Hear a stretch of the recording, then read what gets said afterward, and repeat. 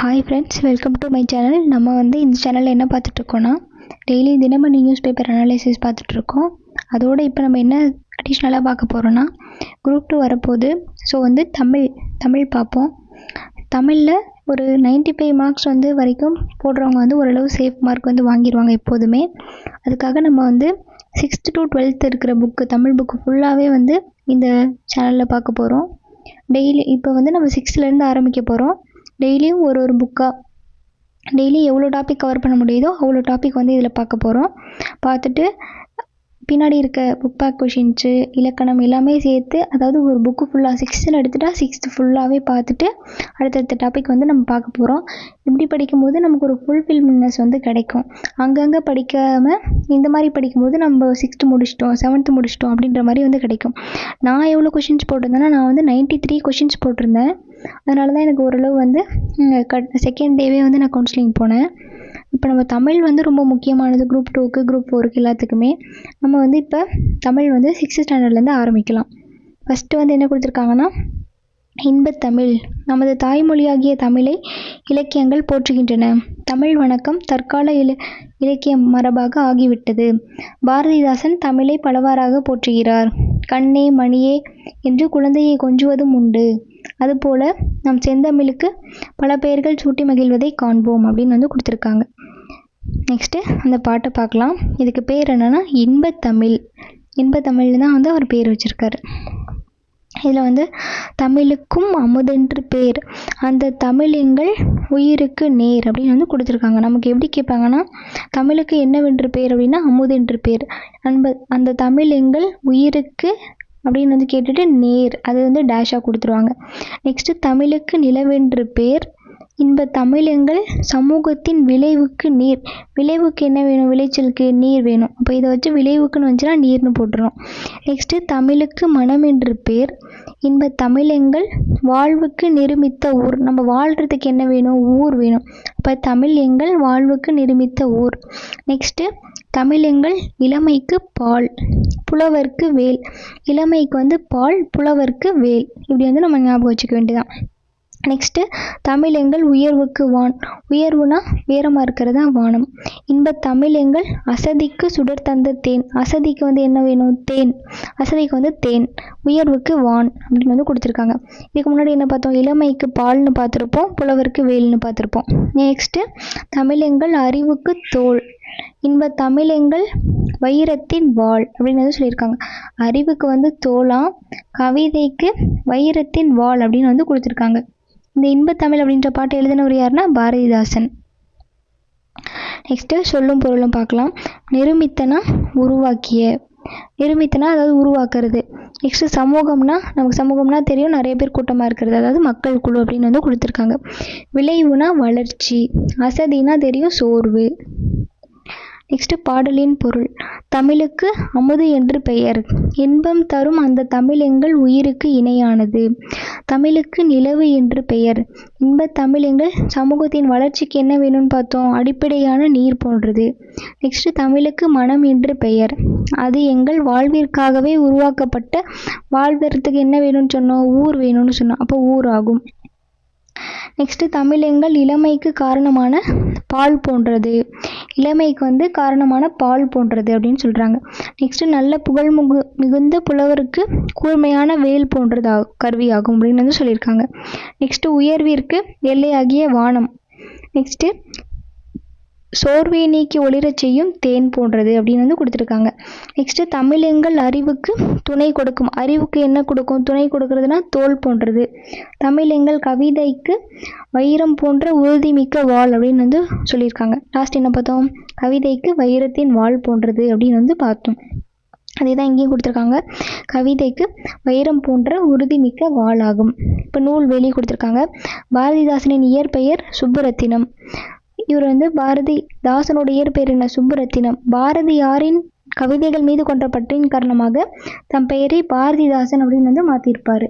இவரோட கவிதைகளில் பெண் கல்வி, கைம்பெண் மறுமணம், அப்புறம் பொது உடைமை, பகுத்தறிவு இந்த கருத்துக்கள்லாம் இருக்கும் அப்படின்னு வந்து சொல்லியிருக்காங்க. பெண் கல்வி, கைம்பெண் மறுமணம், பொது உடைமை, பகுத்தறிவு இது எல்லாமே இவரோட இதில் இருக்கும். நெக்ஸ்ட்டு இவர் புரட்சி கவி என்று போற்றப்படுகிறார் அப்படின்னு சொல்லியிருக்காங்க. அப்போ நமக்கு என்ன கேட்பாங்க, புரட்சி கவி அப்படின்னு யார் போற்றப்படுறா? பாரதிதாசன் தான் வந்து போற்றப்படுறாரு. அவருக்கு வந்து என்ன இயற்பெயர்னா சுப்புரத்தினம். சரிங்களா, புரட்சி கவின்னு பாரதிதாசன் சொல்கிறாங்க, அவருக்கு இயற்பெயர் சுப்புரத்தினம். பாவேந்தர் என்றும் சிறப்பிக்கப்படுகிறார். நமக்கு தெரியும் பாவேந்தர் பாரதிதாசன் அப்படின்னு வந்து சொல்லுவாங்க. நெக்ஸ்ட்டு இப்பாடல் பாரதிதாசன் கவிதைகள் என்னும் நூலில் தமிழ் என்னும் தலைப்பின் கீழ் வந்து இடம்பெற்றுள்ளது அப்படின்னு வந்து சொல்லியிருக்காங்க. நெக்ஸ்ட் இங்கே ஒரு பாட்டு கொடுத்துருக்காங்க. தமிழே உயிரே வணக்கம், தாய்ப்பிள்ளை உறவம்மா உனக்கும் எனக்கும், அமிழ்தே நீ இல்லை என்றால் அத்தனையும் வாழ்வில் கசக்கும் புளிக்கும், தமிழே உன்னை நினைக்கும் தமிழன் என் நெஞ்சம் இனிக்கும் இனிக்கும் அப்படின்னு வந்து கொடுத்துருக்காங்க. மேபி இந்த பாட்டை கொடுத்து யார் எழுதுனா அப்படின்னு வந்து கேட்கலாம். இப்போ நமக்கு வந்து காசி ஆனந்தன். உனக்கும் எனக்கும் தாய்ப்பிள்ளை உறவு அப்படின்னு யார் சொல்லியிருக்கா? காசி ஆனந்தன் தான் வந்து சொல்லியிருக்காரு. தமிழுக்கும் அவருக்கும் தாய்ப்பிள்ளை உறவு உனக்கும் எனக்கும் அப்படின்னு வந்து சொல்லியிருக்காங்க. யார் சொல்லியிருக்காங்கன்னா காசி ஆனந்தன் வந்து சொல்லியிருக்காரு. நெக்ஸ்ட்டு ஏற்றத்தாழ்வற்ற என்ன அமைய வேண்டும்னு கொடுத்துருந்தாங்க. சமூகம். நாள் முழுவதும் வேலை செய்து களைத்தவருக்கு என்ன இருக்கும்? அசதி. நிலவு கூட்டல் என்று என்பதனை எப்படி எழுதலாம்? நிலவென்று. தமிழ் கூட்டல் எண்கள் என்பதனை சேர்த்து எழுதும்போது தமிழ் எண்கள். அமுது கூட்டல் அமுதென்று என்னும் சொல்லை பிரித்து எழுதும்போது அமுது கூட்டல் என்று. நெக்ஸ்ட் செம்பயிர் எனும் சொல்லை பிரித்து எழுத கிடைப்பது செம்மை கூட்டல் பயிர்.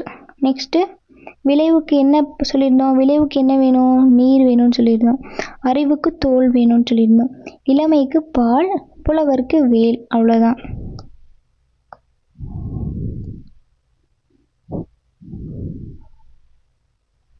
நெக்ஸ்ட் தமிழ் கும்மி. கூட்டம் கூட்டமாக கூடி கும்மியடித்து பாடி ஆடுவது மகிழ்ச்சியான அனுபவம். கும்மியில் தமிழை போற்றி பாடி ஆடுவது பெரும் மகிழ்ச்சி தருவதாகும். வாருங்கள் தமிழின் பெருமையை வாயார பேசலாம், காதார கேட்கலாம், இசையோடு பாடலாம், கும்மி கொட்டி ஆடலாம் அப்படின்னு வந்து சொல்லியிருக்காங்க. என்ன சொல்லியிருக்காங்க? கொட்டுங்கடி கும்மி கொட்டுங்கடி, இளம் கோதையரே கும்மி கொட்டுங்கடி, இளம் 8 திசையிலும் செந்தமிழின் புகழ் எட்டிடவே கும்மி கொட்டுங்கடி.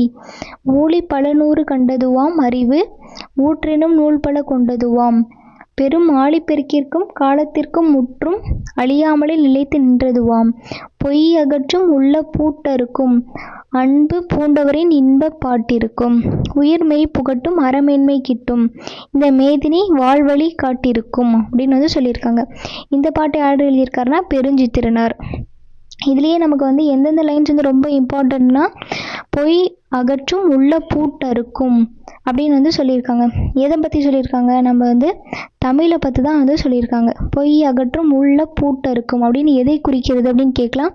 தமிழை குறிக்கிறது. இதுவே வந்து இந்த பாட்டை யார் எழுதலாம்? இந்த வரிகள் எழுதுனது யாருன்னு கேட்டால் பெருஞ்சித்திரனார். அதே மாதிரி இங்கே வந்து ஊழி பல நூறு கண்டதுவாம் அறிவு, ஊற்றெனும் நூல் பல கொண்டதுவாம் அப்படின்னு வந்து யார் சொல்கிறா தமிழை பற்றி அப்படின்னு வந்து கேட்பாங்க. ஊழி பல நூறு கண்டதுவாம் அறிவு, ஊற்றெனும் நூல் பல கொண்டதுவாம் அப்படின்னு வந்து யார் சொல்கிறான்னா வந்து பெருஞ்சித்திரனார் தான் சொல்கிறாரு. அடுத்த பொய் அகற்றும் உள்ள பூட்டு இருக்கும், அது வந்து தமிழ், அதுவும் வந்து பெருஞ்சித்திரனார் தான் சொல்கிறாரு. இதுக்கு பேர் என்ன? தமிழ் கும்மி. நெக்ஸ்ட்டு சொல்லும் பொருளும் வந்து கொடுத்துருக்காங்க. ஆழிப்பெருக்கு அப்படின்னா வந்து கடல் கோள். நெக்ஸ்ட்டு மேதினினா உலகம் நமக்கு தெரியும். ஊழினா நீண்டதொரு காலப்பகுதி. ஊழினா நீண்டதொரு காலப்பகுதி. நெக்ஸ்ட்டு உள்ள பூட்டுனா உள்ளத்தின் அறியாமை. ஊழினா நீண்டதொரு காலப்பகுதி, உள்ள பூட்டுனா உள்ளத்தின் அறியாமை. மேதினினா உலகம், ஆழிப்பெருக்குனா கடல்கோள். இங்கே வந்து பொருள் கொடுத்துருக்காங்க. இளம் பெண்களே, தமிழின் புகழ் 8 திசைகளிலும் பரவிடும் வகையில் கைகளை கொட்டி கும்மி அடிப்போம். பல 100 ஆண்டுகளை கண்டது தமிழ் மொழி. அறிவு ஊற்றாகிய பல நூல்கள் வந்து இருந்திருக்கு, பலவற்றை கொண்ட மொழி. பெரும் கடல் சீற்றங்கள், கடல் மாற்றங்கள் ஆகிய கால மாற்றங்கள் ஆகிய எவற்றாலும் அழியாமல் நிலைத்திருக்கும் மொழி. இது வந்து தமிழ் பொய்யை அகற்றும் மொழி, அது மனத்தின் அறியாமையை நீக்கும் மொழி. இந்த லைன்ஸ்லாம் கொடுத்து இதெல்லாம் யார் சொல்லியிருக்கா அப்படின்னு நம்ம வந்து கேட்கலாம். நமக்கு பெருஞ்சித்திரனார் தான். பொய் அகற்றும் மனத்தின் அறியாமையை நீக்கும் மொழி, அன்புடைய பலரின் இன்பம் தரும் பாடல்கள் நிறைந்த மொழி, உயிர் போன்ற உண்மையை ஊட்டும் மொழி, நெக்ஸ்ட் உயர்ந்த அறத்தை தரும் மொழி, நெக்ஸ்ட் இந்த உலகம் சிறந்து வாழ்வதற்கான வழிகளையும் காட்டும் மொழி தமிழ் மொழி அப்படின்னு வந்து கொடுத்துருக்காங்க. நெக்ஸ்ட்டு நூல்வெளி பார்க்கலாம். பெருஞ்சித்திரனாரோட இயற்பெயர் என்னது? மாணிக்கம். பெருஞ்சித்திரனாரோட இயற்பெயர் வந்து மாணிக்கம். இவர் வந்து எப்படி அழைக்கப்படுகிறார்? பாவலரேறு. அங்கே வந்து பாரதிதாசனுக்கு என்ன சொல்லியிருப்பாங்க? புரட்சி கவிஞரும் அதுக்கப்புறம் பாவேந்தர் அப்படின்னு வந்து சொல்லியிருப்பாங்க. இங்கே வந்து பாவலரேறு. பாவலரேறு அப்படின்றது வந்து பெருஞ்சித்திரனாரை குறிக்குது.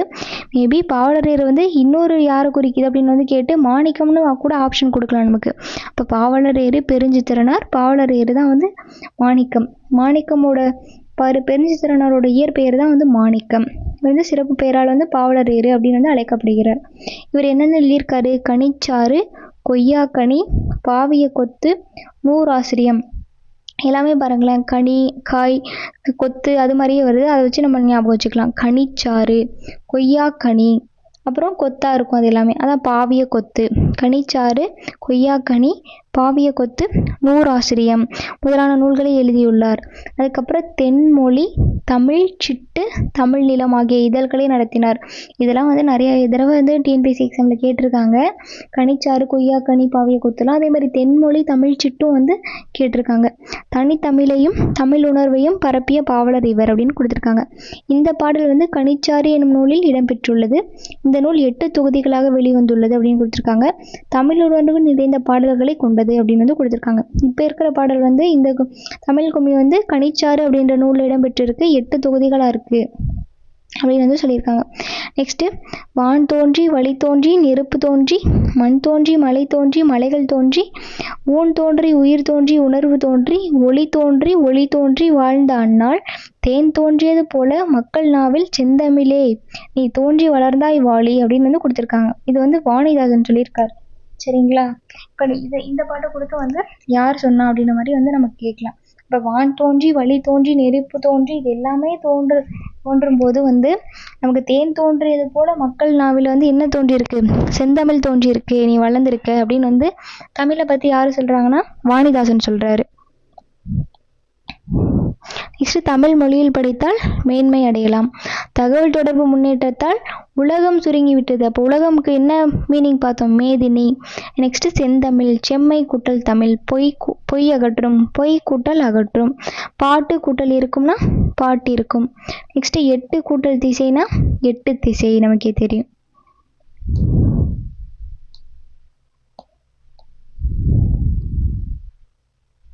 நெக்ஸ்ட்டு வளர்தமிழ் அப்படின்னு ஒரு உரைநடை கொடுத்துருக்காங்க, அதை பார்க்கலாம். நெக்ஸ்ட் என்ன பார்க்க போகிறோன்னா வளர்தமிழ்.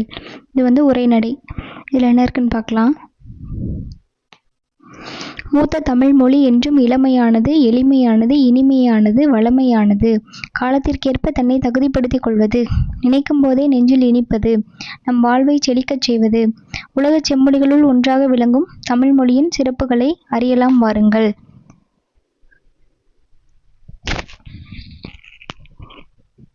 மனித இன பாரம்பரிய வளர்ச்சியின் சிறப்புகளில் ஒன்று மொழி. மனிதரை பிற உயிரினங்களிடமிருந்து வேறுபடுத்தியும் மேம்படுத்தியும் காட்டுவது மொழி. அப்போ மனிதரை பிற உயிரினங்களிடமிருந்து வேறுபடுத்தியும் மேம்படுத்தியும் காட்டுவது எது அப்படின்னு கேட்டாங்கன்னா மொழி. மொழி நாம் சிந்திக்க உதவுகிறது, சிந்தித்ததை வெளிப்படுத்தவும் உதவுகிறது, பிறர் கருத்தை நாம் அறிய உதவுவதும் மொழியே. உலகில் 6000க்கும் மேற்பட்ட மொழிகள் இருக்குது. அப்போ இது கூட கேட்கலாம், உலகில் எவ்வளோ மொழிகள் இருக்குது அப்படின்னு வந்து கொடுத்தாங்கன்னா 6000க்கும் மேற்பட்ட மொழிகள் இருக்குது. சில மொழிகள் மட்டுமே பேச்சு வடிவம் எழுத்து வடிவம் இரண்டையும் வந்து பெற்றுள்ளன அப்படின்னு வந்து கொடுத்துருக்காங்க. நெக்ஸ்ட் உலக மொழிகள் பலவற்றுள் இலக்கண இலக்கிய வளம் பெற்று திகழும் மொழிகள் மிகச்சிலவே. அவற்றுள் செம்மை மிக்க மொழி என ஏற்றுக்கொள்ளப்பட்டவை சில மொழிகளே. அதுலேயும் வந்து இதில் பேச்சு வடிவம் எழுத்து வடிவம் ரெண்டையும் கொண்டிருக்கிறது சில மொழிகள் தான். அதுலேயும் பல மொழிகள் வந்து இலக்கண இலக்கிய வளம் பெற்றிருப்பது சிலவே. அதுலேயும் செம்மை மிக்க மொழிகள் வந்து இன்னும் ரொம்ப கம்மியாக தான் இருக்குது அப்படின்ற மாதிரி சொல்கிறாங்க. தமிழ் மொழி அத்தகு சிறப்புமிக்க செம்மொழி அப்படின்னு வந்து கொடுத்துருக்காங்க. தமிழ் இலக்கியங்கள் இனிமையானவை, ஓசை இனிமை, சொல் இனிமை, பொருள் இனிமை கொண்டவை. அப்போ தமிழ் இலக்கியங்கள் வந்து எந்தெந்த இனிமை வந்திருக்கு? தமிழ் இலக்கியங்கள் ஓசை இனிமை, சொல் இனிமை, பொருள் இனிமை, இந்த 3 இனிமையுமே கொண்டது தான் தமிழ் இலக்கியங்கள். பல மொழிகள் கற்ற கவிஞர் பாரதியார். அவர் என்ன சொல்கிறாரு? யாமறிந்த மொழிகளிலே தமிழ் மொழி போல் இனிதாவது எங்கும் காணும் அப்படின்னு சொல்கிறாரு. அப்போ இந்த கோட்ஸ் கொடுத்துட்டு இது யார் சொன்னது அப்படின்னு வந்து கேட்பாங்க. பாரதியார். யாமறிந்த மொழிகளிலே தமிழ் மொழி போல் இனிதாவது எங்கும் காணோம் என்று தமிழ் மொழியின் இனிமையை வியந்து பாடுகிறார். நெக்ஸ்ட் மூத்த மொழி. என்று பிறந்தவள் என்று உணராத இயல்பினாம் எங்கள் தாய். என்று பிறந்தவள் என்று உணராத இயல்பினலாம் எங்கள் தாய் அப்படின்னு யார் சொல்றா? இதுவும் பாரதியார் தான் சொல்றாரு. அப்ப யாமறிந்த மொழிகளிலே தமிழ் மொழி போல் இனிதாவது எங்கும் காணும் அப்படின்னு சொன்னதும் பாரதியார் தான். என்று பிறந்தவள் என்று உணராத இயல்பினலாம் எங்கள் தாய் அப்படின்னு சொன்னதும் பாரதியார் தான். நெக்ஸ்ட் சாலைகள் தோன்றிய பிறகே சாலை விதிகள் தோன்றியிருக்கும். அதுபோல இலக்கியம் தோன்றிய பிறகே அதற்குரிய இலக்கண விதிகள் தோன்றியிருக்க வேண்டும் அப்படின்னு சொல்லியிருக்காங்க. அப்போ சாலைகள் ஃபஸ்ட்டு தோன்றியிருக்கு, அதுக்கப்புறம் தான் சாலை விதிகள் தோன்றியிருக்கும். அதுபோல் இலக்கியம் தான் ஃபஸ்ட்டு தோன்றியிருக்கும், அதுக்கப்புறம் தான் இலக்கண விதிகள் தோன்றியிருக்கும் அப்படின்னு சொல்கிறாங்க.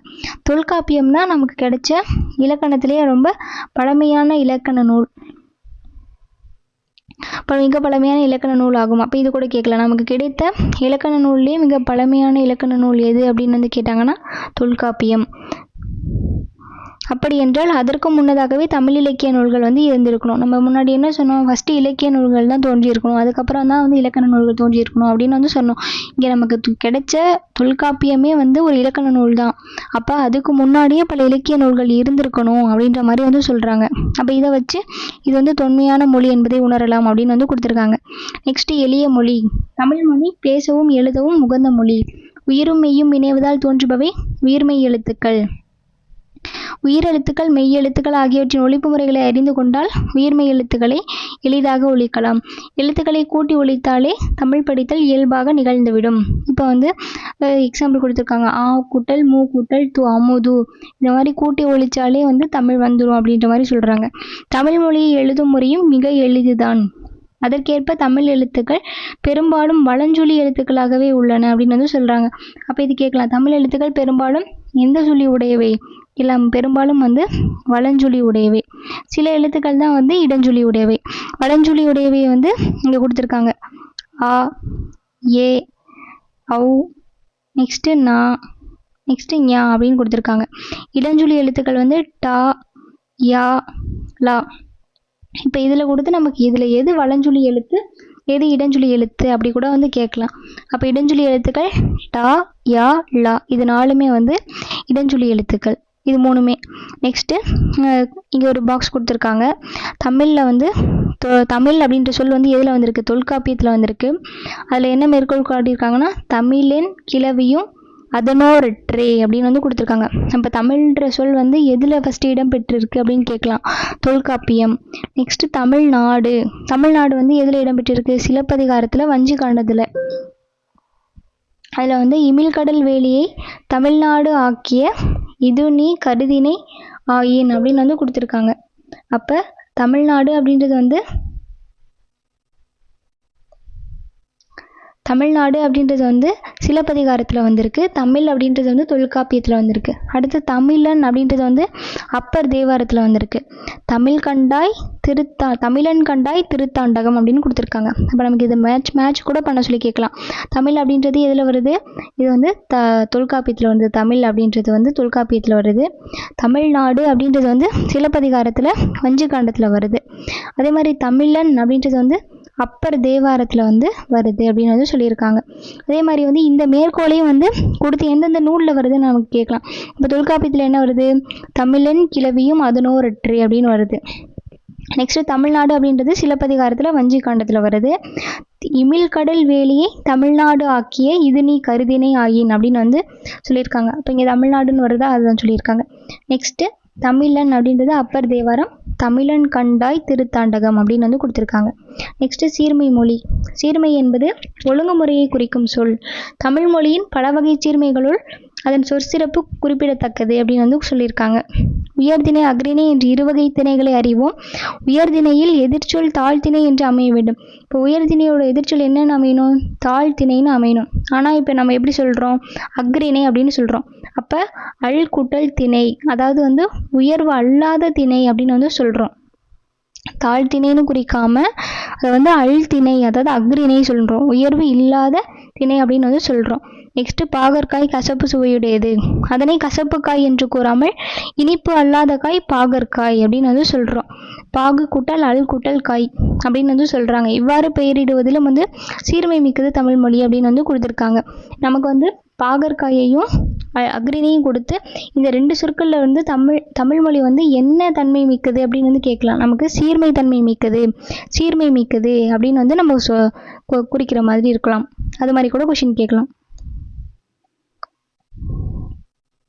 நெக்ஸ்ட் வளமை மொழி. தமிழ் வளமை மிக்க மொழி. தொல்காப்பியம், நன்னூல் உள்ளிட்ட இலக்கண நூல்கள் மிகுந்தது தமிழ் மொழி. அப்போ தொல்காப்பியமும் நன்னூலும் இலக்கண நூல்கள். நெக்ஸ்ட் 8 தொகை 10 பாட்டு அப்படின்றது வந்து சங்க இலக்கியங்கள் நமக்கு தெரியும். திருக்குறள், நாலடியார்லாம் வந்து அறநூல்கள். சிலப்பதிகாரம், மணிமேகலை காப்பிய நூல்கள். இவ்வாறு இலக்கிய இலக்கண வழக்கம் நிறைந்தது தான் வந்து தமிழ் மொழி அப்படின்னு கொடுத்துருக்காங்க. தமிழ் மொழி சொல்வளம் மிக்கது. ஒரு பொருளின் பல நிலைகளுக்கும் வெவ்வேறு பெயர் சுட்டுவது தமிழ் மொழியின் சிறப்பு. சான்றாக பூவின் 7 நிலைகளும் உதிர்வது, அதாவது தோன்றுவது முதல் உதிர்வது வரை தனித்தனி பெயர்களில் தமிழில் உண்டு அப்படின்னு வந்து கொடுத்துருக்காங்க. அப்போ ஒரு பூ, அதாவது வந்து ஒரு மொட்டா உருவாகி அது பூத்து கடைசி வரைக்கும் அது இருக்கிற நிலைக்கு 7 நிலைகள் வந்து பெயர் வச்சுருக்காங்க. ஒரு நிலைக்கும் ஒரு பேர் வச்சுருக்காங்க. அது என்னென்னு பார்க்கலாம். ஃபஸ்ட்டு அரும்பு, மொட்டு, முகை, நல்லா மலர்ங்கிற போது மலர். அதுக்கப்புறம் மலருக்கு அடுத்த ஸ்டேஜ் வந்து அலர். அதுக்கப்புறம் வந்து கொஞ்சம் சுருங்கின மாதிரி இருக்கிறது வந்து வி. நல்லாவே சுருங்கினது வந்து செம்மல். நமக்கு இந்த ஆர்டர் வந்து நமக்கு கேட்கலாம் மேபி. அப்போ ஃபஸ்ட்டு வந்து அரும்பு, நெக்ஸ்ட்டு மொட்டு. அரும்புன்றது ரொம்ப சின்னதாக இருக்கிறது. அதுக்கு அடுத்த ஸ்டேஜ் வந்து மொட்டு. மொட்டுக்கு அப்புறம் முகை, கொஞ்சம் மலர்ற ஸ்டேஜில் இருக்கிறது தான் வந்து முகை. அடுத்தது வந்து மலர், மலர்ந்தோனி வந்து மலர். மலருக்கு அடுத்த ஸ்டேஜ் வந்து அலர். நெக்ஸ்ட் அடுத்தது வந்து வி. அதுக்கு அடுத்தது வந்து செம்மல். அப்போ இந்த 7 ஸ்டேஜ் வந்து நம்ம தெரிஞ்சு வச்சுக்கணும். அரும்பு, மொட்டு, முகை, மலர், அலர், வி, செம்மல். அப்போ 7 நிலையில் வந்து இங்கே கொடுத்துருக்காங்க. நெக்ஸ்ட்டு ஒரு எழுத்தே ஒரு சொல்லாகி பொருள் தருவதும் உண்டு, ஒரு சொல் பல பொருளை குறித்து வருவதும் உண்டு அப்படின்னு வந்து கொடுத்துருக்காங்க. அதாவது வந்து ஒரு சொல் எழுத்துக்கள் வந்து நம்ம தமிழில் வந்து இருக்குது. எடுத்துக்காட்டாக மா அப்படின்றது வந்து மாமரம் அப்படின்றத வந்து குறிக்கலாம். அதாவது ஒரே ஒரு எழுத்து தான் வந்து ஒரே ஒரு எழுத்தே ஒரு சொல்லாகி பொருள் தருது அப்படின்னு வந்து கொடுத்துருக்காங்க. அதாவது மா அப்படின்ற ஒரே ஒரு எழுத்து நமக்கு நிறையா பொருள் தருது. என்னென்னா மரம், விலங்கு, பெரிய, திருமகள், அழகு, அறிவு, அளவு, அழைத்தல், துகள், மேன்மை, வயல், வண்டு. இந்த மா அப்படின்ற ஒரு வார்த்தைக்கு, அதாவது வந்து இந்த ஒரு எழுத்துக்கு வந்து இவ்வளோ அர்த்தங்கள் இருக்குது. என்னென்ன அர்த்தம் வந்து பார்த்து வச்சுக்கலாம். அதுக்கப்புறம் கொஷினில் வந்து நமக்கு எப்படி கேட்கலான்னா, மா அப்படின்றதுல வந்து எந்த அர்த்தம் வராது அப்படின்ற மாதிரி கேட்கலாம். இதில் இருக்க 3 வார்த்தை கொடுத்துட்டு ஒரு வார்த்தை மட்டும் இல்லாத வார்த்தையை கொடுத்துட்டு இதில் எது வராது அப்படின்னு கூட வந்து கேட்கலாம். அப்போ நம்ம பார்த்து வச்சுக்கலாம். மரம், விலங்கு, பெரிய, திருமகள், மரம், விலங்கு, பெரிய, திருமகள், அழகு, அறிவு, அளவு, அழைத்தல், துகள், மேன்மை, வயல், வண்டு. துகள், மேன்மை, வயல், வண்டு. இது எல்லாமே வந்து மா அப்படின்ற ஒரு எழுத்துக்கானது. நெக்ஸ்ட்டு வளர்மொழி. தமிழுக்கு முத்தமிழ் என்னும் சிறப்பு பெயரும் உண்டு. இயல் தமிழ் எண்ணத்தை வெளிப்படுத்தும், இசை தமிழ் உள்ளத்தை மகிழ்விக்கும், நாடகத்தமிழ் உணர்வில் கலந்து வாழ்வின் நிறை குறைகளை சுட்டும் அப்படின்னு வந்து கொடுத்துருக்காங்க. அப்போ இயல் தமிழ் அப்படின்றது வந்து எண்ணத்தை வெளிப்படுத்துறது, இசைத்தமிழ் அப்படின்றது வந்து நமக்கு பாட்டு கேட்டால் உள்ள மகிழ்ச்சியாக இருக்குது அப்படின்ற மாதிரி வச்சுக்கலாம். இப்போ இசைத்தமிழ் உள்ளத்தை மகிழ்விக்கும், இயல் தமிழ் தான் வந்து எண்ணத்தை வெளிப்படுத்தும் நம்ம பேசுகிறதுக்கு. நெக்ஸ்ட்டு நாடகத்தமிழ் அப்படின்றது வந்து வாழ்வின் நிறை குறைகளை சுட்டி காட்டும் அப்படின்னு வந்து கொடுத்துருக்காங்க. நெக்ஸ்ட் தமிழில் காலந்தோறும் பல வகையான இலக்கிய வடிவங்கள் புதிதாக உருவாகி வருகின்றன. செய்யுள், கவிதை, புதுக்கவிதை, துளிப்பா போன்ற தமிழ் கவிதை வடிவங்கள், கட்டுரை, புதினம், சிறுகதை போன்றன உரைநடை வடிவங்கள். செய்யுள், கவிதை, புதுக்கவிதை, துளிப்பா இது எல்லாமே வந்து கவிதை வடிவங்கள் தான். நெக்ஸ்ட் கட்டுரை, புதினம், சிறுகதை இதெல்லாம் உரைநடை வடிவங்கள். தற்போது வந்து அறிவியல் தமிழ், கணினி தமிழ் அப்படின்னு வந்து இன்னும் வளர்ந்துக்கிட்டே இருக்குது அப்படின்னு வந்து சொல்கிறாங்க. நெக்ஸ்ட் இங்கே சைடில் ஒரு பாக்ஸ் கொடுத்துருக்காங்க. தாவர இலை பெயர்கள். ஆள், அரசு, மா, பலா, வாழை. ஆள், அரசு, மா, பலா, வாழை இது எல்லாத்துக்குமே வந்து இலைன்னு சொல்கிறோம். நெக்ஸ்ட்டு அகத்தி, பசலை, முருங்கை இதோட இலைகளை வந்து கீரை அப்படின்னு வந்து சொல்கிறோம். அருகு, கோரையோட இலைகளை புல்லுன்னு சொல்கிறோம். நெல்லுக்கும் வரகுக்கும் இருக்கிற அந்த இலைகளை வந்து தாள் அப்படின்னு வந்து சொல்கிறோம். நெக்ஸ்ட்டு மல்லியோடது தலைன்னு சொல்கிறோம். சப்பாத்தி கல்லிக்கும் தாளைக்கும் மடல்னு சொல்கிறோம். கரும்புக்கும் நாணலுக்கும் தோகைன்னு சொல்கிறோம். பனைக்கும் தென்னைக்கும் ஓலைன்னு சொல்கிறோம். கமுகு அப்படின்னா வந்து பாக்கு, பாக்குக்கு வந்து கூந்தல்னு சொல்கிறோம். இது வந்து நிறைய கொஷினில் கேட்டுட்டாங்க, நம்ம ஒரு தடவை பார்த்து வச்சுக்கலாம் நல்லா. ஆலமரம், அரச மரம், அதாவது வந்து ஆலை இலை, அரச இலை, மா இலை, பலா இலை, வாழை இலை அப்படின்னு வந்து சொல்லுவோம். இதுவே அகத்தி, முருங்கை, பசலையெல்லாம் கீரைன்னு சொல்லுவோம், அது தெரியும். அதே மாதிரி அருகு அப்புறம் கோரைக்கெலாம் வந்து புல் வகை, கோரை வந்து புல்லுன்னு நமக்கு தெரியும். நெல்லுக்கும் வரகுக்கும் வந்து தாள், அந்த நெல்லோட இதை வந்து தாள்னு தான் சொல்லுவோம், அது நமக்கு தெரியும். மல்லி தலைன்னு சொல்லுவோம். நெக்ஸ்ட் சப்பாத்தி கல்லிக்கும் தாளைக்கும் மடல்னு சொல்கிறோம். கரும்புக்கும் நாணலுக்கும் தோகைன்னு சொல்கிறோம். பனைக்கும் தென்னைக்கும் ஓலைன்னு சொல்கிறோம். நெக்ஸ்ட்டு கமுகு பாக்குனா கூந்தல் அப்படின்னு வந்து சொல்கிறோம். நெக்ஸ்ட்டு புதுமை மொழி. இன்றைய அறிவியல் தொழில்நுட்ப வளர்ச்சிக்கு ஏற்ப தமிழில் புதிய புதிய கலை சொற்கள் உருவாகி வருகின்றன. இணையம், முகநூல், புலனம், குரல் தேடல், தேடுபொறி, செயலி, தொடுதிரை முதலிய சொற்களை இதற்கு எடுத்துக்காட்டாக வந்து கூறலாம். இங்கே வந்து இன்றைய அறிவியல் தொழில்நுட்ப வளர்ச்சிக்கு வந்து தமிழ் வந்து புதிய புதிய கலை சொற்கள் வந்துக்கிட்டே இருக்குது. அதுக்கேற்ற மாதிரி வந்து தமிழ்லேயே வந்து சொற்கள் வந்துக்கிட்டே இருக்குது அப்படின்னு வந்து சொல்கிறாங்க. அதுக்கு எடுத்துக்காட்டாக தான் இணையம், அதாவது வந்து நெட்டு, வெப்பை தான் வந்து இணையம் சொல்கிறாங்க. முகநூல்னால் ஃபேஸ்புக்கு. அடுத்து புலனம், குரல் தேடல், தேடுபொறி, செயலி, தொடுதிரை, இது எல்லாமே வந்து எடுத்துக்காட்டாக வந்துட்டுருக்கு. சமூக ஊடகங்களான செய்தித்தாள், வானொலி, தொலைக்காட்சி ஆகியவற்றிலும் பயன்படத்தக்க மொழியாக வந்து விளங்குகிறது தமிழ் மொழி. நெக்ஸ்ட் அறிவியல். உலகில் எழுத்து வடிவம் பெறாத மொழிகள் பல உள்ளன. இந்நிலையில் தமிழ் வரிவடிவ எழுத்துக்கள் அறிவியல் தொழில்நுட்ப நோக்கிலும் இன்னும் வந்து எழுத்து வடிவம் பெறாத அந்த எழுத்துக்களே இன்னும் வந்து மொழிகளே இருக்குது. ஆனால் நம்ம தமிழ் மொழி எப்படி இருக்குது, தொழில்நுட்ப நோக்கிலும் வந்து அறிவியல் நோக்கில் பயன்படுத்தக்கூடியதாக வந்து இருக்குது அப்படின்ற மாதிரி சொல்லியிருக்காங்க. நெக்ஸ்ட்டு மொழியை கணினியில் பயன்படுத்த வேண்டும் என்றால் அது எண்களின் அடிப்படையில் வந்து அமைய வேண்டும் அப்படின்ற மாதிரி சொல்லியிருப்பாங்க. தொல்காப்பியம், நன்னூல்லாம் நமக்கு என்னன்னு சொன்னோம், இலக்கண நூல்கள்னு சொன்னோம். போன்றவை நாம் படிப்பதற்காக எழுதப்பட்டவை. ஆயினும் அவை வந்து கணினி மொழிக்கும் ஏற்ப நுட்பமான வடிவத்தையும் வந்து பெற்றுள்ளன அப்படின்னு வந்து சொல்லியிருக்காங்க. இப்போ கணினியில் யூஸ் பண்ணணும்னா ஒரு மொழி வந்து என் வடிவில் வந்து வடிவமைக்கணுமா. இந்த தொல்காப்பியத்துலேயும் நன்னூல்லையும் அப்போவே வந்து கணினி மொழிக்கும் ஏற்றவாறு தான் வந்து அந்த வடிவத்தை பெற்றுள்ளன அப்படின்னு வந்து சொல்லியிருக்காங்க. நெக்ஸ்ட்டு தமிழ் எண்களை அறிவோம். நமக்கு வந்து இந்த தமிழ் எண்கள்லேருந்து கண்டினியூஸாக எப்போதுமே கொஷின் கேட்டுக்கிட்டே தான் இருக்காங்க. அப்போ நம்ம வந்து தெரிஞ்சு வச்சுக்குவோம். 1 அப்படின்னா வந்து அந்த கா மாதிரி, 2னா ஊ, அப்போ 2 ஒரே மாதிரி தான் இருக்குது. 3னா வந்து இந்த ஞா போட்டு அதை ஃபினிஷ் பண்ணல, இப்படியே வந்து விட்டுட்டாங்க ஞா. நெக்ஸ்ட்டு 4னா வந்து சா போட்டு கொஞ்சம் மேலே. 5னா வந்து ரூ. 6னா வந்து இந்த 4ஓட வேறு ஒரு ஃபார்மேஷன் தான், ஷூ போட்டு இன்னொரு கோடு போட்டுறாங்க. நெக்ஸ்ட்டு 7னா வந்து ஏ, 7 ஏ. 8னா வந்து ஆ. 9னா வந்து இந்த கா போட்டு கூ போடுற மாதிரி கொஞ்சம் சுழிச்சு விட்டுருக்காங்க. நெக்ஸ்ட்டு 10னா வந்து 1னா கா, 10னாக்கு 0க்கு போட்டாங்க. அப்போ கா, ஊ, நியூ, அந்த ஷூ மாதிரி, ரூ, திரும்ப இன்னொரு ஷூ, ஏ, ஆ, கூ, அதுக்கப்புறம் கா 0, இதுதான். நெக்ஸ்ட்டு மூத்த மொழியான தமிழ் கணினி, இணையம் போன்றவற்றில் பயன்படத்தக்க வகையில் புதுமொழியாகவும் திகழ்கிறது. இத்தகு சிறப்புமிக்க மொழியை கற்பது நமக்கு பெருமை அல்லவா. தமிழ் மொழியின் வளமைக்கும் வளர்ச்சிக்கும் பங்காற்ற வேண்டியது நம்ம கடமை அல்லவா அப்படின்ற மாதிரி கொடுத்துருக்காங்க. நெக்ஸ்ட்டு இங்கே வந்து 2000 ஆண்டுகளாக வழக்கில் இருக்கும் சில தமிழ் சொற்கள் வந்து கொடுத்துருக்காங்க. அது என்னென்ன சொற்கள்னு வந்து பார்க்கலாம். ஃபஸ்ட்டு வேளாண்மை அப்படின்றது வந்து எந்த நூலில் இருக்குன்னா கலித்தொகையிலையும் திருக்குறளும். உழவர் அப்படின்றது வந்து நற்றிணை. அப்போ வேளாண்மை, உழவர், இது ரெண்டுமே வந்து ஒன்றுக்கு ஒன்று கொஞ்சம் சம்மந்தமானது. இப்போ வேளாண்மை அப்படின்றது கலித்தொகையிலையும் திருக்குறள்லையும் இருக்குது. உழவர் அப்படின்றது வந்து நற்றிணை. நெக்ஸ்ட்டு பாம்பு அப்படின்றது குறுந்தொகை. வெள்ளம் அப்படின்றது வந்து 18. முதலை அப்படின்றது குறுந்தொகை. கோடை அப்படின்றது அகநானூறு. உலகம் அப்படின்றது தொல்காப்பியம், திருமுருகாற்றுப்படை. மருந்து அப்படின்றது வந்து நமக்கு திருக்குறளில் கூட ஒரு திருக்குறள் வரும். நெக்ஸ்ட்டு அகநானூறுலேயும் இருக்குது. ஊர் அப்படின்றது தொல்காப்பியம், அகத்திணையியலில் இருக்குது. அன்பு அப்படின்றது வந்து திருக்குறளில் இருக்குது, நமக்கு தெரியும், தொல்காப்பியம், களவியலில் இருக்குது. நெக்ஸ்ட்டு உயிர் அப்படின்றது வந்து தொல்காப்பியம், திருக்குறள். மகிழ்ச்சி அப்படின்றதும் தொல்காப்பியம், திருக்குறள். மீன் அப்படின்றது வந்து குறுந்தொகை. புகழ் அப்படின்றது வந்து தொல்காப்பியம். இது வந்து திருக்குறளில் கூட இருக்கும். தோன்றின் புகழோடு தோன்றுக அப்படின்ற மாதிரி ஒரு திருக்குறள் வரும். நெக்ஸ்ட் அரசு அப்படின்றது வந்து திருக்குறளில் இருக்கும். செய் அப்படின்றது வந்து குறுந்தொகை. நெக்ஸ்ட்டு செல் அப்படின்றது வந்து தொல்காப்பியம். பார் அப்படின்றது பெரும்பானாற்றுப்படை. பார் அப்படின்னா உலகம் பெருசு, அதனால் வந்து பெரும்பானாற்றுப்படை அந்த மாதிரி கூட ஞாபகம் வச்சுக்கலாம். ஒளி அப்படின்றது வந்து தொல்காப்பியம். முடி அப்படின்றது வந்து தொல்காப்பியம் வினையியலில் இருக்குது அப்படின்னு வந்து கொடுத்துருக்காங்க. இப்போ நம்ம வந்து இது எப்படி ஷார்ட்கட்டில் ஞாபகம் வச்சுக்கலாம்னா, இந்த விலங்குகள் பேர் முதலை, மீன், இது மாதிரிலாம் வந்துச்சுன்னா வந்து அது குறுந்தொகையில் இருக்குது. பாம்பு இதெல்லாம் வந்து குறுந்தொகையில் இருக்குது அப்படின்ற மாதிரி ஞாபகம் வச்சுக்கலாம். மீதி திருக்குறளில் இருக்கிறது வந்து நமக்கு ஓரளவு தெரியும். வேளாண்மை அப்படின்றது திருக்குறளில் இருக்குது. மருந்து அப்படின்றது திருக்குறளில் இருக்கும். அன்பு, மகிழ்ச்சி, அதுக்கப்புறம் வந்து புகழ், அரசு, இது எல்லாமே வந்து திருக்குறளில் இருக்குன்னு ஓரளவு தெரியும். மீதி எல்லாமே மேக்ஸிமம் தொல்காப்பியம் தான் வந்து வருது நமக்கு.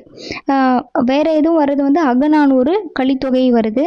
அகநானூறில் வந்து கோடை, அதுக்கப்புறம் மருந்து, கோடை மருந்தும் வந்து அகநானூறில் வருது. 10 வெள்ளம், இது வந்து இது நமக்கு தெரியும். நிறைய வெள்ளம் அப்படின்ற மாதிரி ஒரு பட்டப்பேர் கூட வந்து இருக்கும். அப்போ வெள்ளம் அப்படின்றது வந்து 10 வருது. உழவர் அப்படின்றது வந்து நற்றிணை. நற்றிணைக்கு இங்கே ஒன்றே ஒன்று தான் இருக்குது. அப்போ உழவர் அப்படின்றது வந்து நற்றிணை எடுத்துக்கலாம்.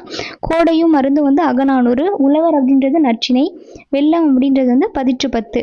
அப்புறம் விலங்குகள் பேர் முதலை, அதுக்கப்புறம் பாம்பு, அதுக்கப்புறம் வந்து மீன், இது வந்து குறுந்தொகையில் இருக்குது அப்படின்ற மாதிரி கொடுத்துருக்காங்க. மீதி எல்லாமே வந்து தொல்காப்பியத்தில் தான் இருக்குது. சரிங்களா? நெக்ஸ்ட் வந்து நீண்ட காலம் நீடு வாழ வேண்டும். இந்த பாட்டு நமக்கு எல்லாத்துக்குமே தெரியும். இது யார் எழுதியிருக்காங்கன்னா வந்து அறிவுமதி அப்படின்றவங்க வந்து எழுதியிருக்காங்க. நெக்ஸ்ட்டு தொன்மை அப்படின்னா வந்து பழமை, இது தெரியும். இடப்புறம் அப்படின்றது வந்து எப்படி வந்து பிரித்தெழுதலான்னா வந்து இடப்புறம் அப்படின்றது வந்து நம்ம வந்து இடது கூட்டல் புறம் அப்படி தான் வந்து பிரித்து எழுத முடியும். இங்கே வந்து அந்த ஆப்ஷனே இல்லை. இடது கூட்டல் புறம் இப்படி தான் வந்து பிரித்து எழுத முடியும். நெக்ஸ்ட்டு சீரிழமை அப்படின்றது வந்து சீர்மை கூட்டல் இளமை அப்படின்னு வந்து பிரிக்கலாம். நெக்ஸ்ட்டு சிலம்பு கூட்டல் அதிகாரம், இது நமக்கு தெரியும், சிலப்பதிகாரம். நெக்ஸ்ட்டு கணினி கூட்டல் தமிழ், கணினி தமிழ். தமிழ் மொழி போல் இனிதாவது எங்கும் காணோம், இது யார் சொன்னால் நம்ம இதிலே பார்த்துருப்போம், பாரதியார். மா அப்படின்ற சொல்லின் பொருள் வந்து என்னது? மா அப்படின்றதுக்கு வந்து முன்னாடி என்னென்ன பார்த்தோம்? விலங்கு அப்படின்ற மாதிரி ஒரு பார்த்துருப்போம். மற்ற எதுவுமே வந்து அந்த மாதிரி நம்ம பார்க்கல. மா அப்படின்னா வந்து விலங்கு. அப்போ மா அப்படின்ற சொல்லுக்கு வந்து இங்கே கொடுத்துருக்கிறதுல எது ஆன்சர்னால் விலங்கு அப்படின்றது தான் வந்து ஆன்சர். நெக்ஸ்ட்டு நாம் சிந்திக்கவும் சிந்தித்ததை வெளிப்படுத்தவும் உதவுவது வந்து மொழி. நமக்கு கிடைத்துள்ள பழமையான இலக்கண நூல் வந்து தொல்காப்பியம். அது வந்து மொழியை கணினியில் பயன்படுத்த வேண்டும், அதை வந்து எண் அடிப்படையில் வந்து இருக்கணும் அப்படின்ற மாதிரி சொல்லியிருப்பாங்க. நெக்ஸ்ட்டு கனவு பழித்தது அப்படின்னு ஒரு கடிதம் இருக்குது. இங்கே தமிழில் இயல் உண்டு, இசை உண்டு, நாடகம் உண்டு, இவை மட்டுமல்ல அறிவியலும் உண்டு. தமிழுக்கு அறிவியல் புதிதல்ல. அன்று முதல் இன்று வரை அறிவியல் செய்திகளை இலக்கியங்கள் வாயிலாக வெளியிட்டிருக்கிறார்கள். நம் முன்னோர்கள் இலக்கியங்கள் கூறும் செய்திகளை அறிவோமா அப்படின்ற மாதிரி கொடுத்துருக்காங்க. இங்கே வந்து ஒரு லெட்டர் எழுதியிருக்காங்க. அதில் வந்து தமிழில் படித்தால் எனக்கு கனவு நிறைவேறுமா அப்படின்ற மாதிரி வந்து அவங்க அத்தைக்கு வந்து எழுதியிருக்காங்க. அதில் கீழே வந்து என்னென்ன கொடுத்துருக்காங்கன்னு நம்ம பார்க்கலாம். இப்போ இங்கே வந்து நெடுங்காலமாக, இங்கேருந்து தான் ஆரம்பிக்குது. நீண்ட நெடுங்காலமாகவே அறிவியல் சிந்தனைகளோடு விளங்கியவர்கள் தமிழர்கள்.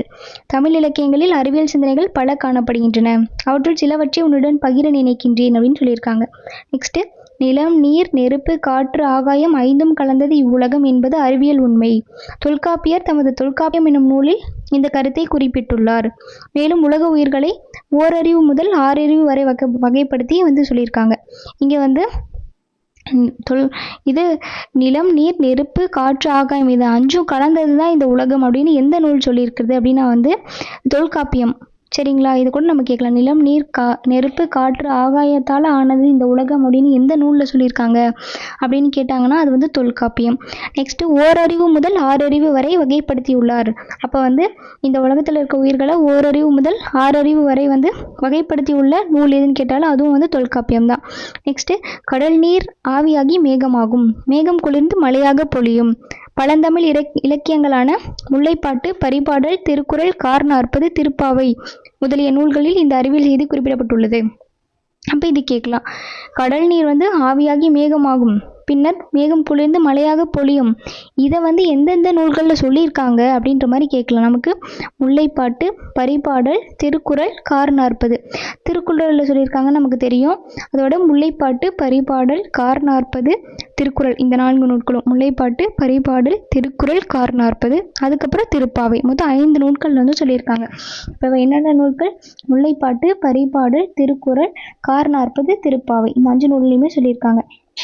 நெக்ஸ்ட், திரவ பொருள்களை எவ்வளவு அழுத்தினாலும் அவற்றின் அளவை சுருக்க முடியாது என்ற அறிவியல் கருத்து அப்படின்னு எதில் சொல்லியிருக்காங்கன்னா, ஆழ அமுக்கி முகக்கினும் ஆழ்கடல் நீர் நாளி முகவாது நாள் நாளி அப்படின்னு யார் சொல்லியிருக்கா? ஔவையார்.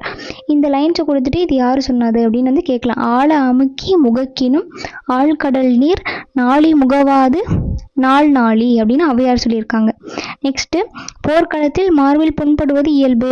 வீரர் ஒருவரின் காயத்தை வெண்ணிற ஊசியால் தைத்த செய்தி பதிற்று 10. இது கேட்கலாம். போர்க்களத்தில் வந்து வீரர் ஒருவரோட காயத்தை வெண்ணிற ஊசியால் தைத்த செய்தி எந்த நூலில் இருக்குன்னா பதிற்று 10. பதிற்று 10 தான் சொல்லியிருக்காங்க. நெக்ஸ்ட், சுறா மீன் தாக்கியதில் ஏற்பட்ட புண்ணை நரம்பினால் தைத்த செய்தி எது சொல்லியிருக்காங்கன்னா நற்றிணை. அப்போ நரம்பினால் தைத்ததுனா நற்றிணை, வெண்ணிற ஊசினா பதிற்று 10. வெண்ணிற ஊசினா பதிற்று 10, நரம்பினால்னா நற்றிணை. நெக்ஸ்ட், முற்கால இலக்கியங்களில் இடம்பெற்றுள்ள அறுவை மருத்துவத்துக்கான இன்றைய கூறுகள் வியப்பளிக்கின்றன அல்லவா அப்படின்னு வந்து சொல்லியிருக்காங்க. அடுத்தது வந்து தொலைவில் உள்ள பொருட்களின் உருவத்தை அருகில் தோன்ற செய்ய முடியும் அப்படின்னு சொன்னவர் யாருன்னா வந்து கலிலியோ. அவர் தான் வந்து ஃபர்ஸ்ட் அந்த நுண்ணோக்கியை வந்து கண்டுபிடிச்சு பார்த்துருப்பாரு. இந்த கருத்து வந்து அவருக்கு முன்னாடியே திருவள்ளுவ மாலையில கபிலர் எழுதிய பாடல்ல வந்து இடம்பெற்றுள்ளது அப்படின்னு வந்து சொல்லியிருக்காங்க. அப்ப கலிலியோவுக்கு முன்னாடியே வந்து பொருட்களோட உருவத்தை அருகில் தோன்ற செய்ய முடியும் அப்படின்னு சொன்னவர் யாருன்னு கேட்கலாம். திருவள்ளுவ மாலையில கபிலர் அப்படின்றவர் சொல்லியிருக்காரு. நெக்ஸ்ட், இங்கே வந்து முன்னாடி பார்த்தோம்ல, நிலம் நீர் வழி விசும்போடு 5ம் கலந்த மயக்கம் உலகம் ஆதலின் அஞ்சால ஆனது, இந்த அஞ்சால ஆனதான் உலகம் அப்படின்னு தொல்காப்பியம் சொல்லியிருக்கு அப்படின்னு வந்து சொன்னோம். அதுக்கான வரிகள் இங்கே இருக்கு. நெக்ஸ்ட், கடல் நீர் முகந்த கமஞ்சூல் எழிலி அப்படின்றது வந்து கார் 40. அப்போ வந்து 5 நூல்கள் பார்த்தோம். நமக்கு வந்து திருக்குறள், கார் 40, திருப்பாவை, பரிபாடல், அதுக்கப்புறம் முல்லைப்பாட்டு, இது எல்லாத்துலேயுமே வந்து அந்த செய்தி இருக்குது. நெக்ஸ்ட்டு, வெண்ணிற ஊசியால் வந்து தைத்ததை எது சொல்லியிருக்குன்னு பார்த்தோம் பதிற்று 10. நெடு வெள்ளூசி நெடுவசி பறந்த வடு. வெள்ளூசி அப்படின்னா வந்து வெண்ணிற ஊசி. நெக்ஸ்ட்டு, கோட்சுறா எரிந்தன சுருங்கிய நரம்பின் முடிமுதிர் பரதவர் அப்படின்றது நற்றிணை. அதாவது வந்து அந்த நரம்பால் வந்து தச்சிருப்பாங்க அப்படின்றது வந்து நற்றிணை சொல்லுது. நெக்ஸ்ட், திணையளவு போதா சிறுபுல் நீர் நீண்ட பனையளவு காட்டும் அப்படின்றது திருவள்ளுவ மாலையில. இது இப்பதான் பார்த்தோம். கபிலர் வந்து திருவள்ளுவ மாலையில கலிலியோ சொன்ன செய்திகள் அதுக்கு முன்னாடியே சொல்லியிருப்பாரு. நெக்ஸ்ட், தற்காலத்தில் அறிவியல் துறைகள் மட்டுமின்றி அனைத்து துறைகளிலும் தமிழர்கள் கோலோச்சி வருகிறார்கள் அப்படின்ற மாதிரி சொல்லியிருக்காங்க. தமிழாலும் எந்த துறையிலும் எதையும் சாதிக்க முடியும், தொடர்ந்து நீ வெல்வாய் அப்படின்ற மாதிரி சொல்லியிருக்காங்க. நெக்ஸ்ட், தமிழில் பயின்ற அறிவியல் அறிஞர்கள் வந்து கொடுத்துருக்காங்க. டாக்டர் APJ அப்துல் கலாம், இஸ்ரோ அறிவியல் அறிஞர் மயில்சாமி அண்ணாதுரை சந்திராயன் 1. அதுக்கப்புறம் வந்து இஸ்ரோவின் மேலாள் தலைவர் டாக்டர் கை சிவன் இவங்க 3 பேருமே வந்து அறிவியல் அறிஞர்கள் தான். இவங்க 3 பேருமே வந்து தமிழில் தான் வந்து பயின்றிருக்காங்க அப்படின்ற மாதிரி சொல்லியிருக்காங்க. நெக்ஸ்ட், தமிழ் எழுத்துக்களின் வகையும் தொகையும். உலகில் உள்ள ஒவ்வொரு பொருளையும் மனிதன் உற்று நோக்கினான், அவற்றின் இயல்புகளை அறிந்து கொண்டான், அவ்வாறே மொழியையும் ஆழ்ந்து கவனித்தான். மொழியை எவ்வாறு பேசவும் எழுதவும் வேண்டும் என்பதனை வரையறை செய்தான். அந்த வரையறைகளே இலக்கணம் எனப்படும். அப்போ தமிழ் மொழியின் இலக்கண வகைகள் என்னென்னா வந்து 5 இலக்கணம்: சொல், எழுத்து இலக்கணம், சொல் இலக்கணம், பொருள் இலக்கணம், யாப்பு இலக்கணம், அழி இலக்கணம். இந்த இலக்கண வகைகளை வந்து நம்ம ஒன்று ஒன்றா வந்து பின்னாடி பார்ப்போம். ஃபஸ்ட்டு வந்து எழுத்து அப்படின்னா வந்து ஃபஸ்ட்டு ஒளி வடிவமாக எழுதப்படுவதும் வரி வடிவமாக எழுதப்படுவதும் தான் வந்து எழுத்து அப்படின்னு வந்து சொல்கிறாங்க. நம்ம சொல்கிறோம்ல, ஒரு எழுத்துக்கும் ஒரு ஒளி இருக்கும். அதான் ஒளி வடிவமாக எழுதப்படுவதும் வரி வடிவமாக எழுதப்படுவதும் தான் வந்து எழுத்து. நெக்ஸ்ட்டு, உயிரெழுத்துக்கள். உயிருக்கு முதன்மையானது காற்று. இயல்பாக காற்று வெளிப்படும் போது உயிரெழுத்துக்கள் வந்து பிறக்கின்றன அப்படின்னு வந்து கொடுத்துருக்காங்க. உயிருக்கு முதன்மையானது என்னது? காற்று. இயல்பாக காற்று வெளிப்படும் போது நமக்கு உயிரெழுத்துக்கள் பிறக்கின்றன அப்படின்னு வந்து சொல்றாங்க. நம்ம வாயை திறக்கும் போது உதடுகளை விரித்தல், உதடுகளை குவித்தல் ஆகிய எளிய செயல்பாடுகளினால் ஆ முதல் அவ் வரையுள்ள 12 உயிரெழுத்துக்கள். நமக்கு உயிரெழுத்துக்கள்லாம் தெரியும், 12 ஆ டு அவ் வரைக்கும் இருக்கிறது தான் வந்து உயிரெழுத்துக்கள். இது வந்து வாயை திறத்தல், உதடுகளை குவித்தல், உதடுகளை விரித்தல், இதனால வந்து அந்த காற்று வெளிப்படும் போது வந்து இந்த எல்லா எழுத்துக்களையும் நம்ம சொல்றோம் அப்படின்ற மாதிரி சொல்றாங்க. நெக்ஸ்ட், குறுகிய எழுத்துக்கள், அதாவது வந்து குறில் எழுத்துக்கள் வந்து ஆ, இ, உ, ஏ, ஓ. நெக்ஸ்ட், நெடில்னா ஆ, இ, உ, ஏ, ஐ. நமக்கு வந்து ஐ வந்து ஒன்னே தான் இருக்கு, அது குறிலா நெடிலான்னு டவுட் இருக்கும். அப்போ ஐ வந்து நெடிலில் கொடுத்துருக்காங்க. அடுத்த ஓ, அடுத்த அவ்வு. இந்த ஐயும் அவ்வும் வந்து நெடில் தான். சரிங்களா? நெக்ஸ்ட்டு இப்போ தான் பார்த்தோம் குறுகி ஒழிச்சா அது வந்து குரில், நெடிந்து ஒழிச்சா அது வந்து நெடில். நெக்ஸ்ட்டு வந்து ஒவ்வொரு எழுத்தையும் உச்சரிப்பதற்கு வந்து கால அளவு. இந்த கால அளவை வந்து எப்படி சொல்கிறோன்னா வந்து மாத்திரை அப்படின்னு வந்து சொல்லுவோம். மாத்திரை என்பது இங்கே கால அளவை குறிக்கிறது. ஒரு மாத்திரை என்பது ஒரு முறை கண்ணிமைக்கவோ ஒரு முறை கை நொடிக்கவோ ஆகும் கால அளவாகும் அப்படின்னு கொடுத்துருக்காங்க. அப்போ வந்து குறில் எழுத்தை ஒழிக்கும் கால அளவு வந்து ஒரு மாத்திரை. இப்போ குறில் எழுத்துன்றது வந்து ஆ, இ, உ இதெல்லாம் ஒழிக்கிறதுக்கு நமக்கு ஒரு மாத்திரை அளவு கால அளவு தான் வந்து தேவைப்படுது. அதே மாதிரி நெடில் எழுத்தை ஒழிக்கும் கால அளவு 2 மாத்திரை. கா, கி அந்த மாதிரிலாம் வந்து நெடில் எழுத்தை சொல்கிறதுக்கு 2 மாத்திரை அப்படின்னு வந்து சொல்லியிருக்காங்க. நெக்ஸ்ட்டு மெய் அப்படின்றது வந்து உடம்பு என பொருள்படும். மெய் அப்படின்னா உடம்பு. மெய் எழுத்துக்கள் மொத்தம் எத்தனை இருக்குன்னு நமக்கு தெரியும், 18 இருக்கும். ஆகிய 18 வந்து மெய் எழுத்துக்கள். இதுலேயே வந்து நமக்கு வந்து வல்லினம், மெல்லினம், இடையினம் அப்படின்னு பிரிச்சிருப்பாங்க. வல்லினத்தை வந்து கசட, தபர அப்படின்னு வந்து சொல்லுவாங்க. மெல்லினத்தை வந்து ஞன, நமன அப்படின்ற மாதிரி வந்து சொல்லுவாங்க. நெக்ஸ்ட்டு இடையினத்தை வந்து எரல, வளல அப்படின்ற மாதிரி சொல்லுவாங்க. அப்போ நம்ம வந்து வல்லினம் எது, மெல்லினம் எது, இடையினம் எது அப்படின்ற மாதிரி இங்கே தெரிஞ்சுக்கலாம். மெய் எழுத்துக்கள் வந்து மொத்தம் 18 இருக்குது அப்படின்ற மாதிரி தெரிஞ்சுக்கலாம். அங்கே வந்து குறில் எழுத்துக்களை ஒழிக்கிறதுக்கு கால அளவு ஒரு மாத்திரை. மெய் எழுத்துக்கள் அதே மாதிரி நெடில் எழுத்துக்களுக்கு வந்து 2 மாத்திரை. இங்கே வந்து மெய் எழுத்துக்களுக்கு வந்து அரை மாத்திரை கால அளவு அப்படின்ற மாதிரி கொடுத்துருக்காங்க. நமக்கு ஒரு சொல் கொடுத்துட்டு இது எத்தனை மாத்திரை வருது அப்படின்ற மாதிரி வந்து கேட்கலாம். நெக்ஸ்ட்டு இங்கே வல்லினம், மெல்லினம், இடையினம் பார்த்தோம்ல, அதுக்கு ஒழித்து பார்க்கலாம் அப்படின்ற மாதிரி சொல்லியிருக்காங்க. இந்த கசட தவிர வந்து ஆறும் வன்மையாக ஒழிக்கின்றன. நெக்ஸ்ட்டு இங்கே அண்ணன நமனை வந்து மென்மையாக ஒழிக்கின்றன, அதனால மெல்லினம். எரள வளல அப்படின்றது வந்து வன்மையாகவும் இல்லாமல் மென்மையாகவும் இல்லாமல் இரண்டிற்கும் இடைப்பட்டு ஒழிக்கிறனால இதுக்கு பேர் வந்து இடையினம் அப்படின்னு வந்து மாதிரி சொல்லுவாங்க. நெக்ஸ்ட்டு உயிர்மெய் எழுத்துக்கள். உயிர் எழுத்துக்களும் மெய் எழுத்துக்களும் போக மீதி இருக்கிறது வந்து உயிர்மெய் எழுத்துக்கள், அந்த அக்கு தவிர. அப்போ வந்து உயிர்மெய் எழுத்துக்கள் மொத்தம் வந்து 216 இருக்குது அப்படின்ற மாதிரி சொல்கிறாங்க. இது உயிர்மெய் எப்படி வந்து சேருதுன்னா உயிரும் மெய்யும் சேர்றதுனால தான் உயிர்மெய் இந்த எழுத்துக்களுக்கு பேர். மொத்தம் 216 எழுத்து இருக்குது. மெய்யுடன் வந்து மெய்யெழுத்தோட உயிரெழுத்தில் குறில் சேர்ந்தால் அது வந்து உயிர்மெய் குறில். அதே மாதிரி வந்து மெய்யுடன் வந்து நெடில் சேர்ந்தால் அது வந்து உயிர்மெய் நெடில் அப்படின்னு வந்து சொல்கிறாங்க. அப்போ உயிர்மெய் குறில், உயிர்மெய் நெடில் என்ற 2 வகைப்படுத்தலாம் அப்படின்ற மாதிரி சொல்லியிருக்காங்க. நெக்ஸ்ட்டு ஆயுத எழுத்து. ஆயுத எழுத்து அப்படின்றது வந்து உயிர்மெய் எழுத்துக்கள் தவிர இன்னொரு எழுத்தும் இருக்குது, அதுதான் வந்து ஆயுத எழுத்து அப்படின்ற மாதிரி சொல்லியிருக்காங்க. ஆயுத எழுத்தை ஒழிக்கும் கால அளவு அரை மாத்திரை. அதே மாதிரி வந்து நம்ம என்ன பார்த்தோம் முன்னாடி, மெய் எழுத்துக்களை ஒழிக்கிறதுக்கும் அரை மாத்திரை, ஆயுத எழுத்தை ஒழிக்கிறதுக்கும் வந்து அரை மாத்திரை. குறில்னா ஒரு மாத்திரை, நெடில்னா 2 மாத்திரை. நெக்ஸ்ட்டு உயிரெழுத்தில் தொடங்கும் 2 மாத்திரை அளவுள்ள சொல் அப்படின்ற மாதிரி கேட்டிருக்காங்க. இப்போ 2 மாத்திரைனா வந்து உயிரெழுத்தில் தொடங்கணும், ரெண்டுமே வந்து குறிலாக இருந்துச்சுன்னா உயிரெழுத்தில் தொடங்கணுமா. அப்போ உயிரெழுத்துனா வந்து ஆ, அது மாதிரி வந்து தொடங்கணும். அப்போனா வந்து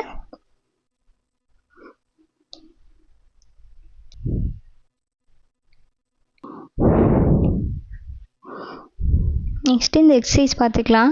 உயிரெழுத்தில் தொடங்கும் 2 மாத்திரை சொல்னா வந்து நம்ம எந்த வார்த்தை வேணாலும் எடுத்துக்கலாம், நம்ம பார்த்து எழுதுறது. அது மாதிரி 2 மாத்திரை அளவுள்ள சொல்னா மா, பை அது மாதிரி வந்து இது எல்லாமே நம்மளாக எழுதுறது தான். ஆப்ஷன் கொடுத்துருந்தாங்கன்னா அதில் இருக்கிறத வந்து நம்ம தேர்ந்தெடுத்துக்கலாம்.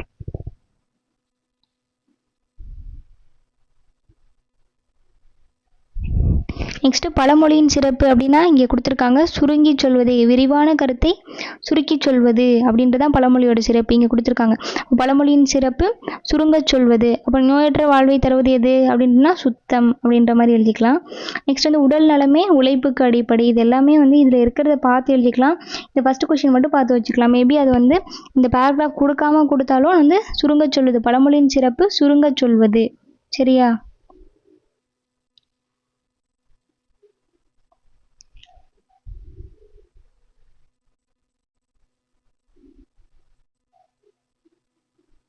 நெக்ஸ்ட்டு இந்த கலைச்சொல் கொடுத்துருக்காங்க. இதுலேருந்து கொஷின் கேட்கலாம். வலஞ்சுழி கிளாக் வைஸ், இணையம்னா இன்டர்நெட்டு, தேடுபொறினா சர்ச் என்ஜின், முகநூல் ஃபேஸ்புக், புலனம் வாட்ஸ்அப், இடஞ்சுழி ஆன்டி கிளாக் வைஸ், குரல் தேடல் வாய்ஸ் சர்ச், தொடுதிரைனா டச் ஸ்க்ரீன், செயலினா ஆப்பு, மின்னஞ்சல்னா இமெயில். இது எல்லாமே நம்ம டெய்லியும் வந்து யூஸ் பண்ணுற வார்த்தை மாதிரி தான் இருக்குது. டிஃபிகல்ட்டாக எதுவும் இல்லை. இதையும் வந்து ஒரு தடவை பார்த்து வச்சுக்கலாம். நெக்ஸ்ட்டு 2வது இயலில் வந்து சந்திக்கலாம். நெக்ஸ்ட் வீடியோவில் வந்து 2வது இயல் வரும். பை.